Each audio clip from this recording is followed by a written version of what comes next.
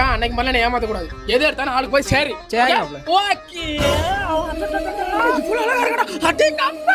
மாப்ள 1 2 3 சொல்லி தூக்கிடுவோம். ஓகேங்களா? ஓகே 1 2 இங்க 3 எங்கடா? நீ அங்க இல்லடா இங்க நினைக்கிறேன். புடிங்க மாப்ள பேக் புடிங்கடா. ஓடிடுவோம். பொறுமையா வாங்க, திருடனா புடிச்சிட்டு குரா பேக்க குரா. டாண்டா பட்ட பகல்ல ஒரு பொம்பளை பிள்ளை பேக்க திருடிட்டு போறியா? போன ஏற போவா. போறா.